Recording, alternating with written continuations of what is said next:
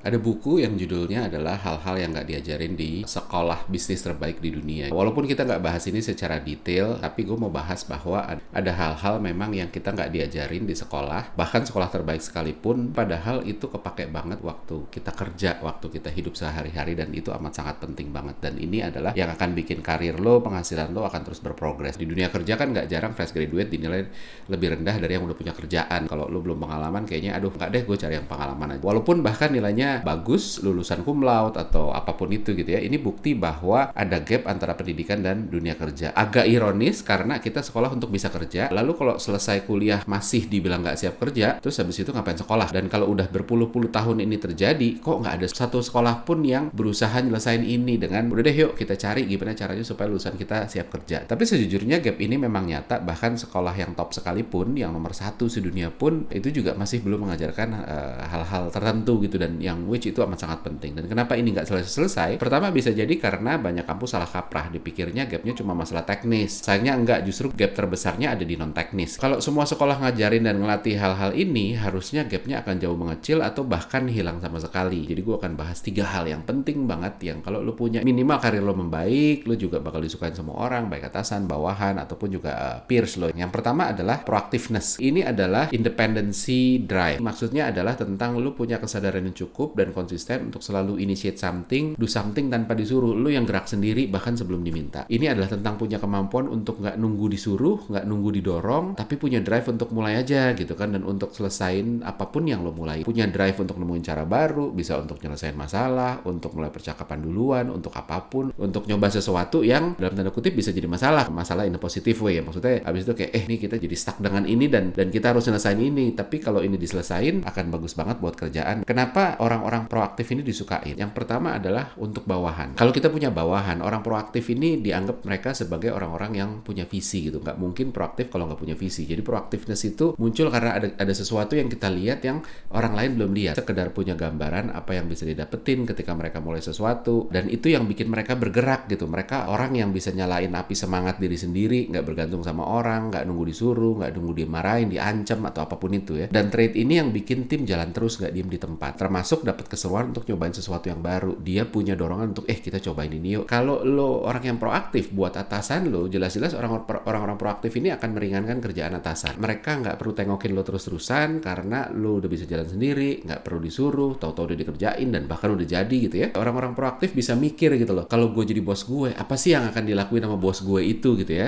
which is diri gue. Sehingga bosnya akan mikir, kok gue kayak diklon ya, apapun yang gue mau lakuin, apapun yang menurut gue perlu dilakuin, dia ngelakuin itu secara proaktif tanpa diminta. Jadi akhirnya jauh lebih enak, bisa bantuin kita sebagai atasan ya untuk jagain hal-hal yang kita belum turun tangan dan belum nyuruh tim kita karena dia udah jalan sendiri. Dan orang-orang ini gampang banget dipromot karena pertama ngurangin pusingnya bos tanpa perlu dijagain, plus timnya juga kelihatan happy kerja sama dia. Jadi tim gak usah khawatir akan keharmonisan timnya. Jadi buat bosnya tuh kayak mereka akan baik-baik aja. Nah untuk peers juga sama, untuk orang-orang yang sejajar sama lo gitu. Kalau lo orang yang proaktif, lo pasti akan jadi orang yang enak diajak kerja sama, yang gak bergantung sama peers lo itu sendiri gitu ya. Jadi dia udah punya drive-nya sendiri, jadi lo tinggal urusin part lo aja dan bisa jadi tandem yang enak gitu kan. Sebaliknya lo kerja bareng ya sama orang yang harus lo ingetin kan capek. Masa harus gue ingetin terus sih? Masa lo bergantung sama gue terus sih gitu kan? Kalau ini kan enak, lo urusin part lo, gue urusin part gue, kita jalan aja maju bareng-bareng. Nah gimana caranya bangun proactiveness? Suka nggak suka ada faktor fisiologis. Jadi ini sejalan dengan penjelasan gue di episode lalu ya. Episode lalu kan gue ngomongin soal dopamin, hormon dan lain sebagainya. Jadi orang-orang dopaminergic ini punya tendensi proaktif karena dopamin ini kan adalah hormone of wanting more ya. Jadi dia akan kasih gambaran ke otak lo tentang apa yang terjadi kalau lo ngelakuin hal ini gitu kan, bahkan sebelum lo ngelakuinnya. Dan itu bikin lo jadi semangat karena ada ekspektasi yang muncul, wah bakal gini nih kalau kita kerjain ini nih. Dan biasanya yang dimunculin adalah gambaran-gambaran bagus. Makanya lo menemukan keseruan bahkan sebelum itu terjadi, dan makanya lo punya dorongan untuk ngelakuin itu. Maka dari itu orang-orang dopaminergic itu juga sebenarnya impulsif. Udah ada gambaran duluan dan makanya dia bergerak duluan. Tapi bukan berarti lo nggak bisa boost proactiveness ketika lo nggak dopaminergic gitu ya. Gimana caranya? Yang pertama adalah lo bisa replicate. Kalau lo bukan orang-orang dopaminergic, lo bisa replicate gimana caranya dopamin bekerja. Yaitu dengan kasih gambaran bagus ke depan tentang apa yang bisa lo dapetin kalau lo ngerjain ini, sehingga menciptakan motivasi. Dan motivasi itu yang dorong lo untuk jadi proaktif. Jadi apa yang harus lo lakuin kalau gitu? Yang pertama adalah selalu latihan untuk bisa bayangin ini ke depan. Ketika ada satu project ada di tangan lo gitu ya, lo bayangin gitu kan. Lakukanlah positive overthinking, yaitu mengiterate pikiran lo soal project ini, munculin ini bisa gimana sih nih kalau gue lakuin dan apa dampaknya ketika lo kerjain gitu, dampak positifnya terutama ya. Dengan itu lo tertarik untuk ngejalaninya bahkan sebelum disuruh, dan itulah yang namanya proactiveness. Yang kedua adalah resilience. Resilience ini adalah tentang mentalitas bisa bangkit lagi. Bukan masalah, orang bilang ya, bukan masalah berapa kali lo dihantam, tapi berapa kali lo bangkit lagi. Jadi ini bukan soal tahan banting. Kalau tahan banting itu kan nggak bisa dibanting. Kalau ini beda, ini bisa dibanting, lo bisa kepukul, lo bisa jatuh, lo bisa down, tapi bedanya lo selalu punya energi untuk balik lagi sendiri. Jadi proactiveness juga, tapi soal begitu lo dihantam, lo mentok gitu ya, lo drop, down, ya udah nikmatin dulu, tapi habis itu lo bisa balik lagi. Kenapa ini bikin lo disukai? Untuk bawahan ya, ketika lo orang-orang yang resilience, bawahan lo akan melihat ini sebagai, oh ini atasan gue fighter banget, ini simbolnya perjuangan, ini kan core energinya tim gitu ya. Makanya di perang ya, yang diincar itu kan adalah ngebunuh orang nomor satunya. Kalau orang nomor satunya udah ditaklukkan, udah dibunuh gitu ya, sisanya akan ngaku kalah, kocar kacir gitu. Bawahan nggak suka atasan yang ambruk dan nggak balik lagi, karena buatnya aduh atasan gue kok cupu gitu ya, ambruk terus nyerah gitu. Karena dengan gitu mereka kalah, mereka kehilangan induk. Kalau bos gue jangan ambruk terus habis itu gue gimana? Maka dari itu orang-orang yang resilience itu cenderung akan disukain bawahan. Buat atasan, orang-orang resilience ini adalah orang-orang yang balik lagi masalah proactiveness tadi. Jadi setiap orang tuh kan punya fight-nya masing-masing. Lu punya fight-nya masing-masing, bawahan lu punya fight-nya masing-masing. Begitu juga atasan lo. Dan orang paling kuat sekalipun akan jatuh ketika anaknya sakit gitu ya. Jadi orang-orang hebat kalau udah punya anak terus anaknya sakit terus dia bisa drop ya. Jadi kalau dianya sakit ya udahlah, gue istirahat selesai. Tapi begitu anaknya sakitnya serius gitu ya. Walaupun dia nggak ngerasain sakit secara fisik, tapi dia akan drop secara mental gitu. Ini juga sama gitu. Jadi ketika atasan lo melihat bahwa waduh kok anak buah gue kok nggak resilience ya, begitu jatuh drop, dia pun akan ikutan drop karena energinya ketarik untuk bantuin bawahannya ini. Jadi maka dari itu bos suka punya tim yang resilience, karena dengan begitu mereka bisa fokus sama fight-nya mereka sendiri, nggak ketarik untuk ngurusin anak buahnya yang aduh ini drop nih. Lu kebayang lagi tandem, terus habis itu fokus lu keganggu sama orang yang dikit-dikit drop. Pertama sama kayak atasan, fokus lu akan keganggu untuk bantuin dia. Yang kedua adalah semangat lu pun bisa jatuh karena lu jadi harus berjuang sendiri. Maka dari itu penting banget resilience. Nah, gimana caranya bangun resilience? Yang pertama adalah resilience itu muncul juga dengan drive motivasi. Kalau motivasi lo masih terjaga, lo akan bangkit lagi karena lo masih punya hope gitu. Jadi hope itu luar biasa penting ya. Lo masih punya ekspektasi, dan ekspektasi itu kan sesuatu yang menggerakkan kita. Ketika kita masih punya ekspektasi, kita masih mau drive karena gue pengen dapetin itu, namanya kan ekspektasi ya. Ketika ekspektasinya hilang, maka lo tidak punya alasan lagi untuk fight, dan dari situ makanya nggak bisa balik lagi. Maka dari itu penting buat kita selalu jaga motivasi. Resilience juga muncul dari ability gitu. Jadi motivasi lo akan ambruk ketika challenge yang lo hadapin itu terlalu berat. Aduh, gue nggak bisa ngadepin ini nih. Akhirnya lo tidak punya ekspektasi itu tadi, nggak punya hope lagi karena aduh ini terlalu susah buat gue. Maka dari itu penting banget buat lo untuk selalu improve kemampuan. Kalau lo nggak improve kemampuan, maka level of resilience lo akan ambruk. Bahkan orang-orang yang tambeng dalam tanda kutip ya, mau dihantam gimana pun balik lagi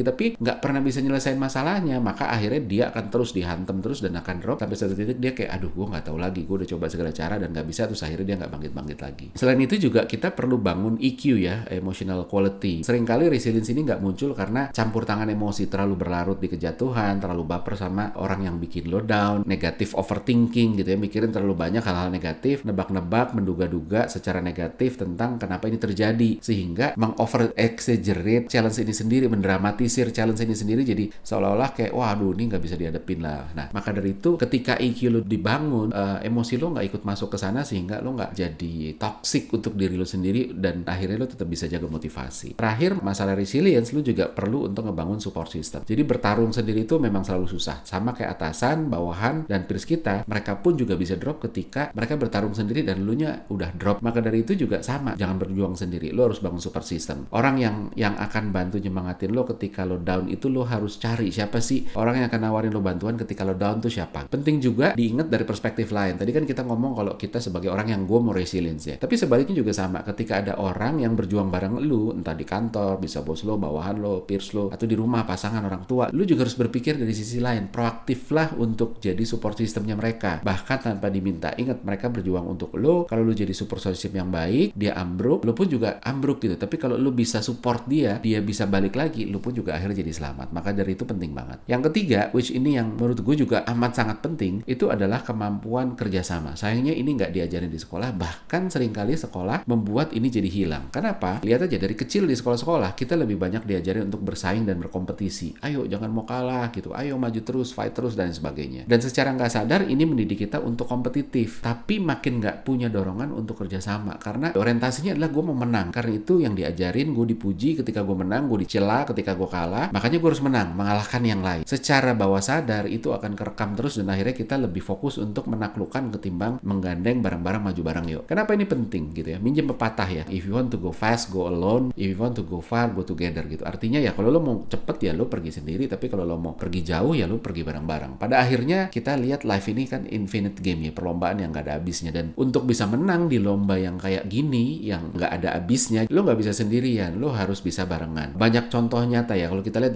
di dunia politik, ini kan bukan soal jago-jagoan. Tokoh-tokoh politik yang akhirnya kepilih jadi pemimpin daerah, pemimpin negara, apapun itu ya, kebanyakan adalah orang-orang yang punya keluasan untuk bisa ngerangkul dan maju bareng. Kita tahu ada tokoh politik yang lurus banget tapi keras, dan dia akhirnya dalam tanda kutip mengajak berantem semua orang, walaupun dengan alasan positif. Akhirnya keguling lah, kehantem kanan kiri gitu. Tapi ada orang-orang yang sebenarnya nggak luar biasa bagus, tapi luas banget untuk berpolitik, untuk ngegandeng orang, yuk kita maju bareng-bareng yuk, bahkan musuhnya pun dirangkul. Akhirnya dia jadi kepilih karena mereka menempatkan posisi bahwa gue tuh bukan lawan lu gitu, tapi kita lawan mereka yang nyerang kita, which bangsa lain dan sebagainya. Dan tokoh-tokoh politik kayak gitu lebih mudah dapat support karena orang tidak merasa diintimidasi, malah dirangkul. Ini lepas dari bahwa abis itu mereka kong kali kong untuk hal-hal yang nggak bagus ya gitu. Di kerjaan juga sama gitu ya. Semua orang juga pada dasarnya kan pingin menang. Ketika ada atasan, bawahan atau peers yang mulai duluan, mereka mau menang sendiri juga. Akhirnya orang pun akan membalas dengan persaingan yang setimpal. Oh, lo mau menang sendiri, ya udah gue juga akan fight. Akhirnya ketimbang bareng-bareng, menang bareng-bareng kerjasama, menang lawan pesaing di kantor gitu ya. Maksudnya kantor lain, kita akhirnya malah bersaing di dalam kantor, dan itu akhirnya nggak bagus juga buat perusahaan. Sebaiknya ketika kita ngajak menang bareng-bareng, atasan, bawahan, peers bareng-bareng, maka kita pun juga akan happy dan kita akan lebih punya kekuatan untuk bisa menang lawan kompetitor kita. Ada setidaknya teori behavioral science yang bikin orang bisa dibikin mau kerjasama. Yang pertama adalah reciprocity. Prinsipnya selalu kita tuh sama semua ya. Lo baik, gue baik. Lo jahat, gue juga jahat. Lo mau menang sendiri, gue juga. Lo ngajak menang bareng, gue pun ayo. Akhirnya jadi gitu. Jadi kita harus ngebangun sifat untuk selalu mulai duluan untuk ngajak kerjasama, karena itu akan bantu buka pintu kerjasama itu sendiri. Kalau kita nggak mulai duluan, akhirnya ya sudah. Terus prinsip yang kedua adalah oksitosin gitu ya. Jadi ini adalah love hormone atau social hormone. Jadi ini hormon yang dikeluarkan ketika kita membangun relasi yang baik dengan orang, termasuk ngasih. Dan ini bertentangan sama prinsip ekonomi. Kalau prinsip ekonomi itu kan bilang lu dapetin sebanyak-banyaknya dengan modal sedikit-sedikitnya. Artinya lu harus menang sendiri, dapetin banyak, biaya rendah, menang pakai usaha orang lain kan, kurang lebih gitu ya. Sebaliknya kita mikir ngasih sesuatu itu menyakitkan karena kehilangan. Tapi ternyata kalau kita ngasih sesuatu secara tulus, itu malah kita nggak kehilangan, malah kita jadi bahagia. Makanya kita suka bawain oleh-oleh, kirim hampers, beliin makanan, dan setelah itu kita tidak merasa aduh duit gue berkurang nih, aduh duit gue habis karena gue habis ngasih sesuatu. Enggak, tapi justru ada feel good, dan itu muncul karena adanya oksitosin gitu. Nah, ini bisa kita manfaatin sebenarnya untuk ngebangun mentality untuk selalu bisa kerjasama. Gimana caranya bangunin? Yang pertama adalah perspective taking. Intinya kita selalu bisa lihat dari perspektif yang lebih besar. Real case-nya ya, gue karena pernah menjalani, gue pernah di bawah, gue pernah di atas gitu. Tapi semua orang yang silo di kantor dan punya ego, itu terjadi karena dia baru bisa sampai level situ. Contoh, waktu lo masih sendiri, lo gak punya anak buah, lo selalu mikirin gimana caranya gue menang, gimana cara gue perform, bodo amat orang lain. Terus begitu lo naik pangkat jadi supervisor, ada tim di bawah lo, which timnya mungkin juga tadinya orang yang compete sama lo, tapi akhirnya lo tidak merasa ada kebutuhan compete sama dia. Kenapa? Karena dia anak buah gue, nggak perlu ngalahin dia, karena kalau dia kalah artinya gue kalah juga. Kalau dia menang, akhirnya gue menang juga. Dan gimana caranya bikin dia menang tanpa gue kalah, karena justru ketika dia menang, gue menang, itu yang justru lebih menarik. Jadi tadinya bodo amat dia mau gimana, sekarang kalau dia gagal, akhirnya gue pun jadi gagal. Makanya dia mulai peduli dan dia mau bantu, ngajak maju bareng-barang. Itu di level supervisor. Terus jalan terus, akhirnya dia naik jadi manager. Akhirnya ada supervisor lain yang tadinya dia mau fight gitu ya, dia bareng sama anak buahnya fight untuk yuk kita nggak boleh kalah sama tim sebelah. Nah akhirnya supervisor lain jadi anak buahnya dia ketika dia jadi manager. Siklus yang sama mulai berputar lagi. Dia mikir bahwa oh kalau supervisor yang tadinya gue compete ini kan sekarang anak buah gue, kalau dia kalah gue pun kalah. Akhirnya gue akan berusaha bantu dia untuk menang. Jadi intinya begitu. Ketika sesuatu ini jadi tanggung jawab lo akan fight. Ketika ini bukan tanggung jawab, lo akan fight secara negatif untuk ngalahin dia. Maka dari itu orang-orang yang pernah di atas lalu dia nggak di atas lagi terus dia turun, dia lebih punya kematangan untuk ngajak yuk kita bareng-bareng. Walaupun seringkali posisi ini dihadap-hadapkan sebagai sesuatu yang gue harus menang dari lo ya, tapi enggak, karena dia ngeliat gue udah pernah di atas dan gue tahu bahwa buat orang yang di atas itu untuk maju bareng-bareng itu jauh lebih penting dibanding lo menang sendiri gitu. Jadi maka dari itu yang kita harus latih. Gimana caranya bahkan ketika lo belum pernah di atas, lo bisa ngebayangin bahwa atasnya tuh pasti pengen bawahnya itu semuanya maju, nggak ada yang kalah, semuanya bareng-bareng. Nah dengan begitu kita juga jadi punya dorongan untuk maju bareng-bareng untuk kerjasama. Yang kedua adalah empathy. Ini udah berkali-kali gue omongin, tapi tiap orang itu kan beda ya. Jadi pendidikan, pemikiran, latar belakang keluarga, ekonomi, dan mereka punya masalahnya sendiri-sendiri. Mereka punya fight-nya sendiri-sendiri. Tapi punya goal yang sama, yaitu mau menang. menang, sehingga dia akan jalanin apapun untuk menang karena konteksnya adalah konteksnya dia gitu, yang kita nggak punya caranya dia berdasarkan berbagai macam perbedaan yang dia punya. Jadi kalau kita nggak berangkat dari pengertian ini, maka sulit untuk kita bisa kerja bareng, ngerti bahwa dia juga mau menang. Itu penting gitu ya, bahwa nggak cuma lu sendiri yang mau menang, dia juga mau menang. Ngerti bahwa dia orang yang berbeda sehingga dia punya cara berbeda. Ketika lo udah ngerti ini, itu jadi lebih mudah, kita jadi punya mental flexibility untuk lebih sabar ngajakin dia bahkan ketika cara lu tuh nggak masuk akal. Tapi gue ngerti kenapa lu berakhir dengan cara ini gitu. That's why makanya oke deh, gue bisa komunikasi dengan cara yang lebih dimengerti dia karena gue ngerti dia. Termasuk untuk nggak jarang jadi orang nyebelin,